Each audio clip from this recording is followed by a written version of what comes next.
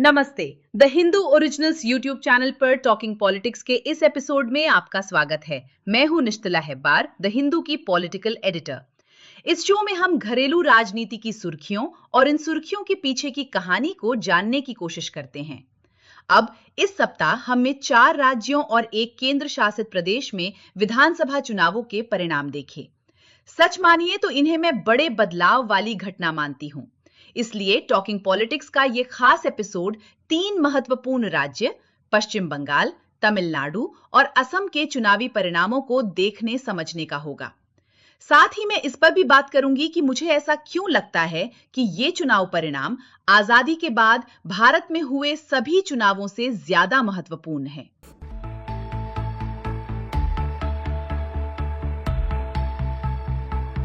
भाग 1, पश्चिम बंगाल। सबसे पहले हम पश्चिम बंगाल की बात करते हैं, जहां भाजपा ने दशकों की कोशिश के बाद तृणमूल कांग्रेस के खिलाफ एक बड़ी जीत हासिल की है। पश्चिम बंगाल के चुनाव में भाजपा की जीत के न केवल स्वयं भाजपा के लिए बल्कि राष्ट्रीय स्तर की राजनीति के लिए भी बहुत महत्वपूर्ण है। इसलिए चलिए शुरू करते हैं कि भाजपा के लिए इसका क्या सबक है। पश्चिम बंगाल जनसंघ के संस्थापक डॉक्टर श्यामा प्रसाद मुखर्जी की जन्मस्थली है और ये राष्ट्रगान और राष्ट्रगीत की भी जन्मस्थली है। विशेष रूप से वंदे मातरम हमारे स्वतंत्रता आंदोलन के बाद से काफी महत्वपूर्ण हो गया है, क्योंकि ये भारत को एक मां के रूप में पूजता है। लेकिन ये विवादों के घेरे में भी आता है, क्योंकि कुछ समुदाय भारत को देवी मां के रूप में किए गए चित्रण से इनकार करते हैं। इसका पूर्ण संस्करण गाना इस देश में आजादी के समय भी बड़े विवाद का विषय था। यदि आप समाचारों का अनुसरण कर रहे हैं तो पश्चिम बंगाल में भाजपा की जीत के बाद एनडीए सरकार द्वारा आयोजित पहली कैबिनेट बैठक ने वंदे मातरम का अपमान करने को दंडनीय बना दिया है। और इस बार संसद के विशेष सत्र के दौरान जब सदन सत्र अनिश्चितकाल के लिए स्थगित हुआ तो परंपरा ये रही है कि वंदे मातरम के पहले 2 पैराग्राफ गाए जाते रहे हैं। लेकिन इस बार संसद के पिछले सत्र के अंत में पूरे 6 पैराग्राफ बजाए गए, भले ही अतीत में कोई भी विवाद हुआ हो। तो भाजपा का राष्ट्रवाद या सांस्कृतिक राष्ट्रवाद बंगाल से निकले सांस्कृतिक प्रतीकों से बहुत ऊर्जा प्राप्त करता है। इसलिए उस राज्य में शासन करना वैचारिक रूप से भाजपा के लिए एक बहुत बड़ी उपलब्धि है। पश्चिम बंगाल ने ब्रिटिश औपनिवेशिक विस्तार और नियंत्रण के लिए पहले पड़ाव के रूप में वहां शिक्षा को सबसे पहले फलते फूलते देखा, साथ ही राष्ट्रवाद को भी फलते फूलते देखा है। और ये आजादी के बाद से भाजपा की परिकल्पना का भी हिस्सा रहा है। पश्चिम बंगाल ने 1970 के दशक तक कांग्रेस का शासन देखा, फिर 34 लंबे वर्षों तक वाम मोर्चा का शासन था और उसके बाद ममता बनर्जी की तृणमूल कांग्रेस का 15 वर्षों तक शासन रहा। लगभग 30% मुस्लिम आबादी और विभाजन के बावजूद पश्चिम बंगाल में कभी भाजपा जैसी पार्टी की सरकार नहीं रही जो हिंदू चेतना और एकीकरण का दावा करती हो। इसलिए ये जीत बहुत खास है। एक सीमावर्ती राज्य के रूप में पश्चिम बंगाल न केवल सांस्कृतिक राष्ट्रवाद के अपने विचार के लिए महत्वपूर्ण है, बल्कि क्षेत्रीय उपराष्ट्रवाद को हराने की अपनी क्षमता प्रदर्शित करने के लिए भी है। और इसे अब केवल हिंदी भाषी उत्तर भारतीयों की पार्टी के रूप में रेखांकित नहीं किया जा सकता है। विचारधारा के संदर्भ में और तीसरी सबसे बड़ी लोकसभा सीटों वाले राज्य के रूप में पश्चिम बंगाल में भाजपा की जीत ने 2029 के लोकसभा चुनावों को विपक्ष के लिए एक कठिन चुनौती बना दिया है। विपक्ष के लिए यानी इंडिया ब्लॉक के लिए इसका अर्थ पुनर्मूल्यांकन है। पश्चिम बंगाल में टीएमसी और तमिलनाडु में डीएमके की हार और कांग्रेस तथा इन दोनों पार्टियों के बीच चुनावों से पहले और बाद में हुई रास्तों की जुदाई और कड़वाहट के साथ इसका मतलब है कि कांग्रेस अपने दम पर आगे बढ़ने की कोशिश कर रही है।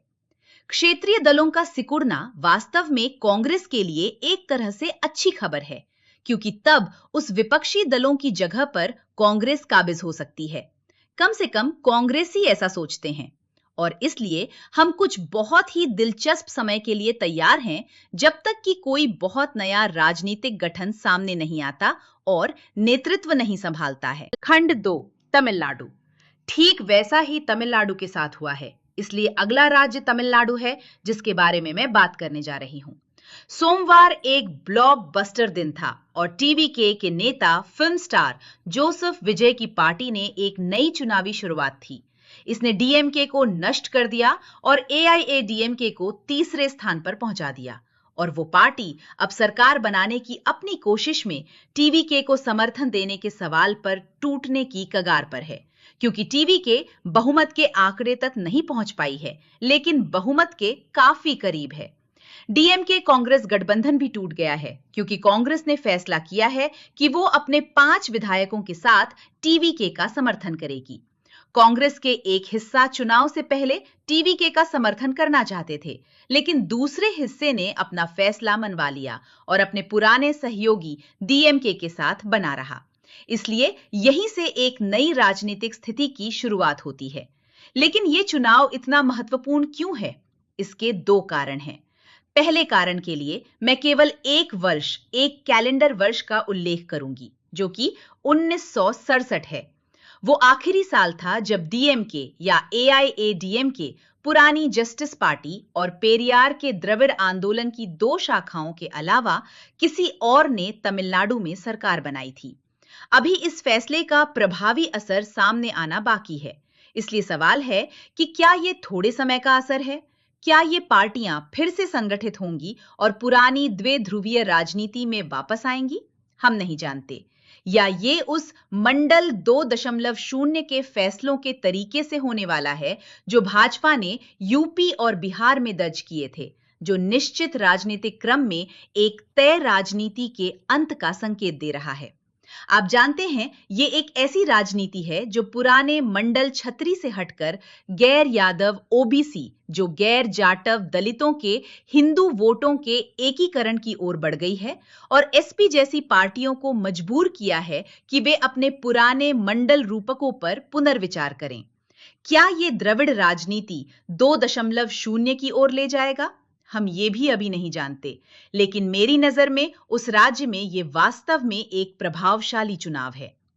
मैंने 2006-2011 में तमिलनाडु में हुए विधानसभा चुनावों को कवर किया है और 2014 के आम चुनावों को भी। उस समय मैं तमिलनाडु में लंबे समय तक रुकी थी।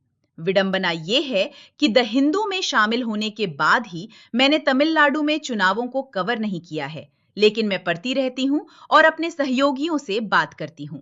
यह वास्तव में एक ऐसा फैसला है जिसे कम करके नहीं आंका जा सकता। ये चुनाव परिणाम बहुत बड़ी बात है। जैसा कि मैंने कहा, अब टीवीके के लिए जनादेश के 2 महत्वपूर्ण कारण हैं। ये जनादेश निश्चित रूप से जोसेफ विजय की एक फिल्म स्टार के रूप में लोकप्रियता पर आधारित था, लेकिन उन्होंने युवाओं के बीच जाकर कई बार राज्य के बाहर जाकर यात्रा की और युवाओं ने बड़ी संख्या में उनके लिए मतदान भी किया। इसे भारत में जेन जी की पहली राजनीतिक कार्रवाई के रूप में भी देखा जा रहा है। ये युवा समूह जो इस विशेष चुनाव के माध्यम से राजनीतिक पटल पर आता हुआ प्रतीत होता है। अन्य दक्षिण एशियाई देशों में इस जेन जी समूह और इसकी राजनीतिक कार्रवाई के परिणाम स्वरूप बांग्लादेश में, श्रीलंका में, नेपाल में सत्ता परिवर्तन हुए हैं। भारत में ऐसा लगता है कि ये मतपेटी के द्वारा आया है और इसका पहला पड़ाव तमिलनाडु रहे। ये राजनीति में निश्चित रूप से एक बहुत ही दिलचस्प विकास है। प्रौद्योगिकी और जनसांख्यिकी, ये वे 2 चीजें हैं, 2 स्तंभ हैं और उस पर चुनावी परिणाम आधारित होता है। तो ये बेहद दिलचस्प है। हम तकनीकी रूप से यहां एक विशाल एआई जैसी स्थिति से गुजर रहे हैं। हम एक समाज के रूप में बहुत सारे बदलावों से गुजर रहे हैं, लेकिन जनसांख्यिकीय रूप से भी। इसलिए उस कारण से भी ये बहुत महत्वपूर्ण है। खंड 3, असम। असम क्यों? क्योंकि उन सभी राज्यों में जहां चुनाव हुए, ये पूरी तरह स्पष्ट था कि असम में भाजपा सत्ता में आएगी। हालांकि एनडीए के लिए 3 अंकों का बहुमत का आंकड़ा अभी भी एक बड़ा सवाल है, जिसमें भाजपा ने पिछली 2 बार के चुनाव में केवल अपने सहयोगियों की बदौलत हासिल किया था और अब इसने स्वयं उस आंकड़े तक पहुंचने में सफलता प्राप्त की है।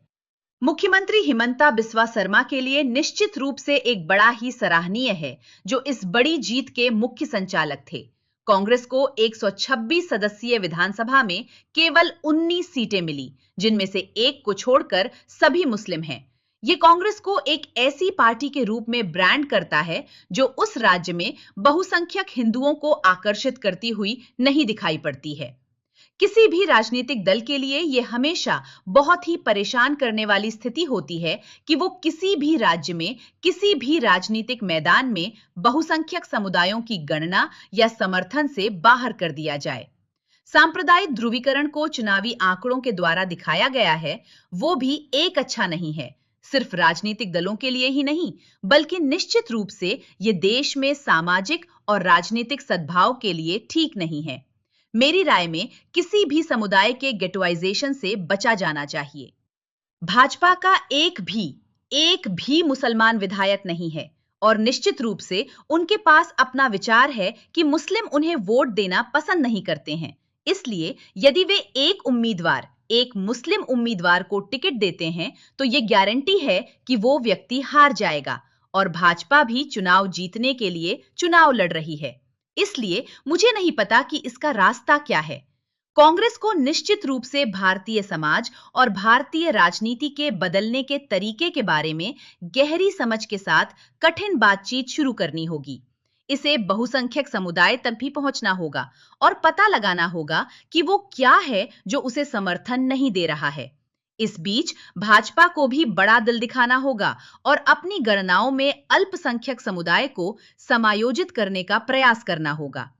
विभिन्न राज्यों में अल्पसंख्यक समुदायों को भी संभवतः सत्ता में आने वाली पार्टियों के साथ किसी प्रकार के समझौते के लिए जाना होगा, क्योंकि सत्ता में हिस्सेदारी तभी संभव है जब कोई चुनाव जीतने में सफल हो और उस शक्ति में भाग ले सके।